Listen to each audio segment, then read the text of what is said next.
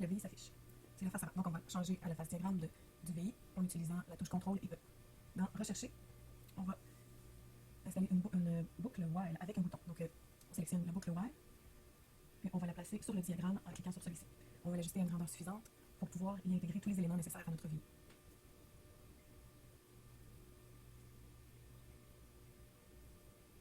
Pour ajouter une fonction simuler un signal, on va aller dans la palette de fonctions, on va inscrire dans la recherche simuler un signal, puis on va le sélectionner. On va la placer sur le diagramme à l'intérieur de la boucle while. Sur la face avant du VI, on va cliquer sur le bouton droit de la souris pour afficher la palette de fonctions. On va sélectionner graphe, puis encore graphe. On va cliquer dessus pour sélectionner les propriétés, puis au temps de l'axe des X, dans l'onglet échelle, on va désélectionner échelle automatique et au minimum, on va inscrire 0 et au maximum 1. On va répéter l'opération pour le temps de l'axe des Y, pour l'amplitude de l'axe des Y. Donc désélectionner échelle automatique, le minimum à moins 1 et le maximum à 1. Ensuite, pour ajouter une commande numérique au graphe, on va aller sur la face avant du VI. On va sélectionner commande numérique qu'on va venir placer au-dessus de notre graphe. Puis dans les propriétés, on va dans l'onglet apparence inscrire fréquence d'échantillonnage en Hertz. Dans l'onglet entrée de données, on va ensuite désélectionner utiliser les limites par défaut. Au minimum, on inscrit 20 et réponse aux valeurs hors gamme, on va sélectionner contraindre. On peut maintenant aller sur la face du diagramme pour câbler la commande numérique, assimiler un signal et au graphe. On va choisir l'entrée fréquence.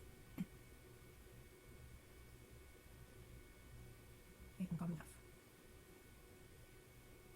Ensuite, encore dans le diagramme, on va ajouter la fonction statistique dans Express, analyse de signaux, puis statistique, qu'on va venir placer dans le diagramme, puis on va pouvoir le câbler à la fonction simuler un signal.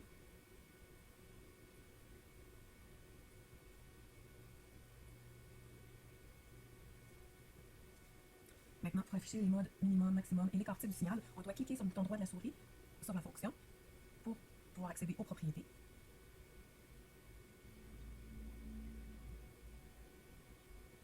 On va ensuite cocher mode, écart type dans le minimum et le minimum pour les valeurs externes. Maintenant, sur la commande statistique, on va cliquer sur le bouton droit de la souris sur écart type pour créer un indicateur numérique. Et puis on va répéter l'opération pour le mode, le maximum et le minimum.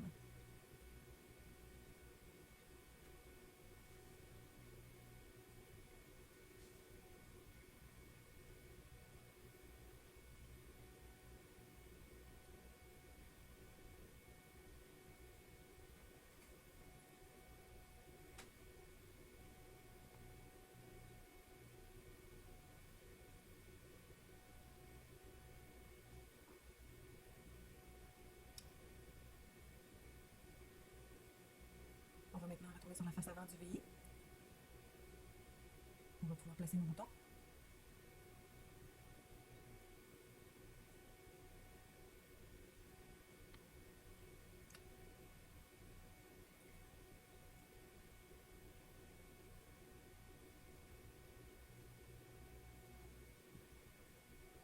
Puis lorsqu'on a terminé de disposer nos boutons, on peut exécuter notre VI en cliquant sur le petit bouton en haut à gauche. Voilà. Exécuter.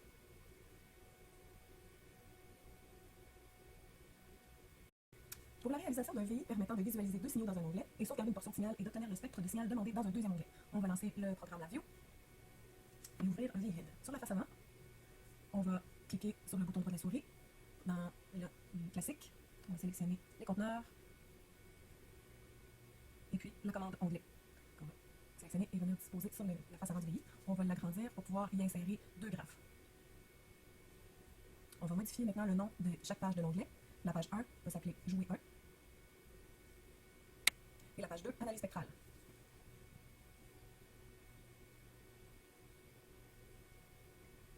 Maintenant, sur la face du diagramme, dans la palette des fonctions,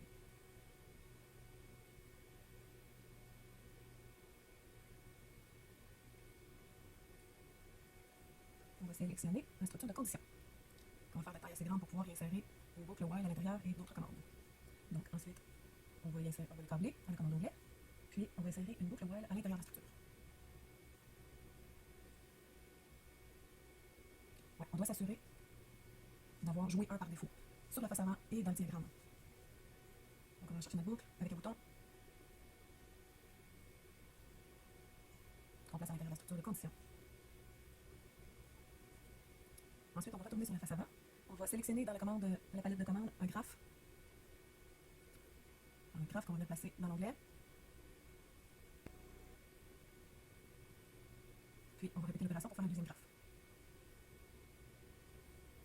On va maintenant aller modifier les propriétés du graphe 1 en sélectionnant le graphe, en cliquant à droite jusqu'à propriétés.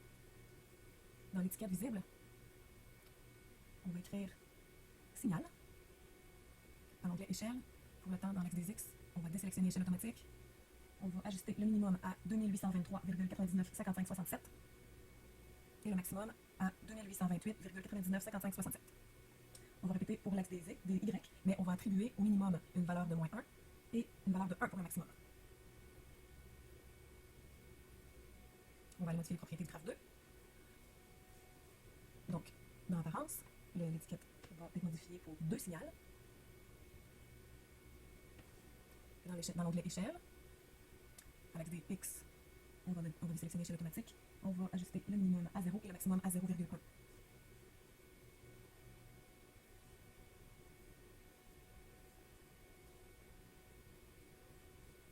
Dans le diagramme, on va venir placer les graphes dans la structure de condition, dans la boucle while.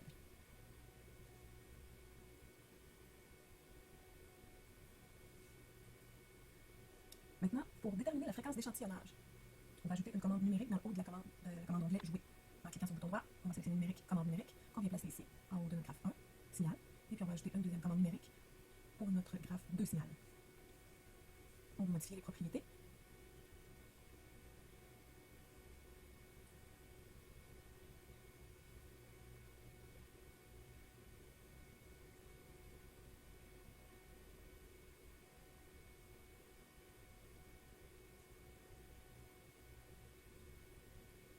L'étiquette va être nommée fréquence d'échantillonnage en Hertz.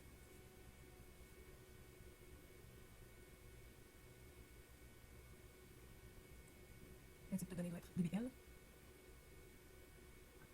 Le format d'affichage, d'entrée de données, on va sélectionner utiliser les limites par défaut. Le minimum va être à 10 et on va sélectionner contraindre la réponse aux valeurs locales. Dans l'onglet format d'affichage, on va sélectionner masquer le zéro de fin.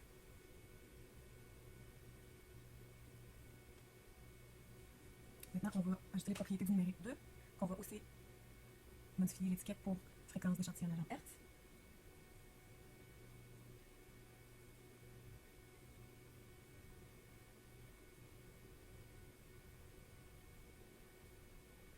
Les autres opérations sont les mêmes.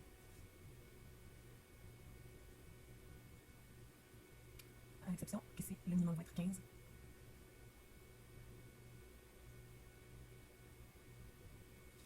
Maintenant, dans la face du diagramme, on va créer une fonction simuler un signal.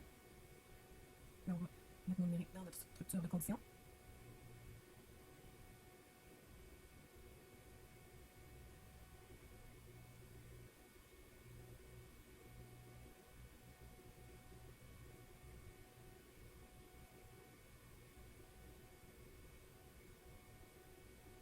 Simuler un signal, entrée. On va le placer dans notre boucle.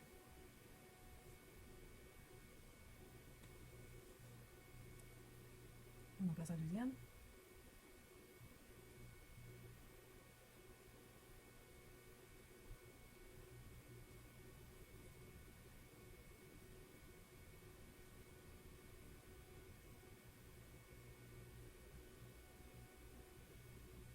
Maintenant, on va placer le bouton de la souris, le curseur, sur sinus pour pouvoir le modifier par fréquence. Donc, on va sélectionner une entrée ou une sortie, fréquence.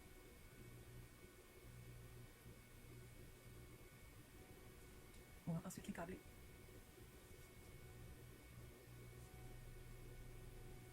À une commande numérique et nos graphes.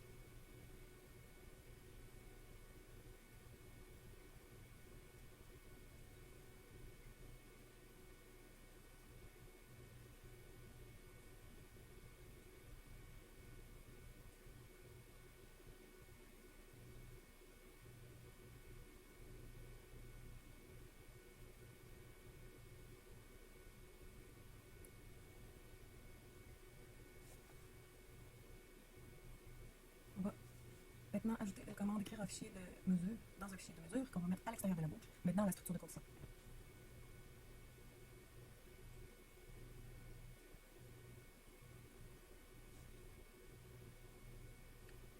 permettre d'enregistrer les données.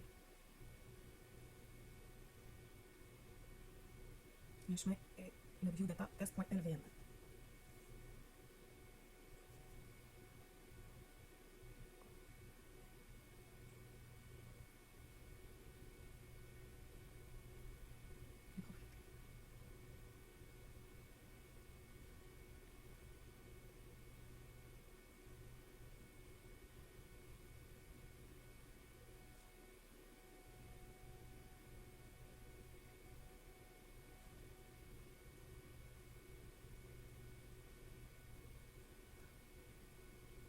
On va maintenant créer une fonction assembler des signaux.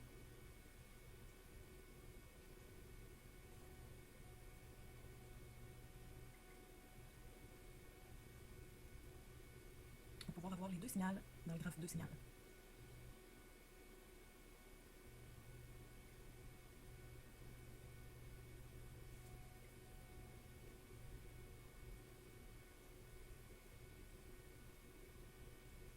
On va tabler avec notre commande écrite dans un fichier mesure.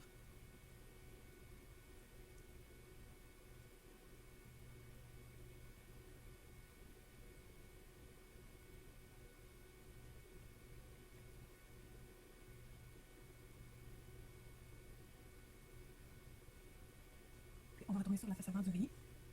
On va pouvoir exécuter notre VI.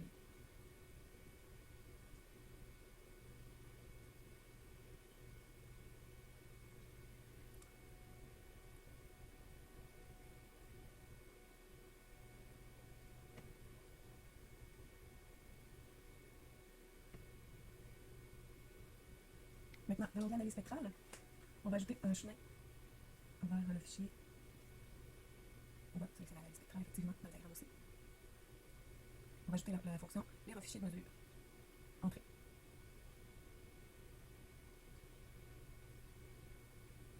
On va le placer sur le diagramme. Puis, avec le curseur de la souris, on va aller sur la petite flèche nom de fichier.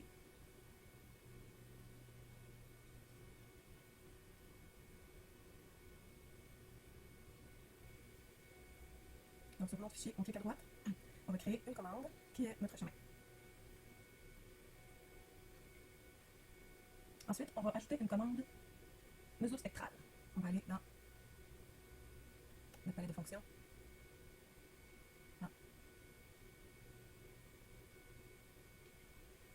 Dans rechercher, on va inscrire mesure spectrale. On va choisir analyse de signaux. Ensuite, on va l'insérer dans notre structure.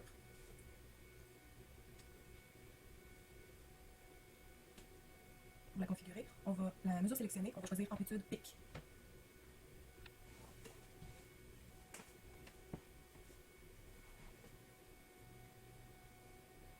Ensuite, sur la face avant du VI, on va venir placer le chemin en haut de l'onglet. Puis, on va ajouter deux graphes sur notre page.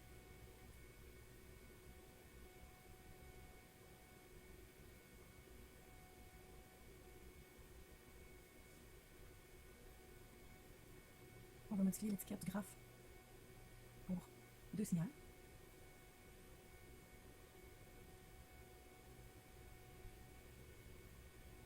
Puis celle du bas, on va être graphe 3. On peut exécuter le VI. On doit effectuer notre câblage. Donc, on va câbler nos éléments. On va placer les graphes à gauche de la structure de condition, à droite de la structure de condition.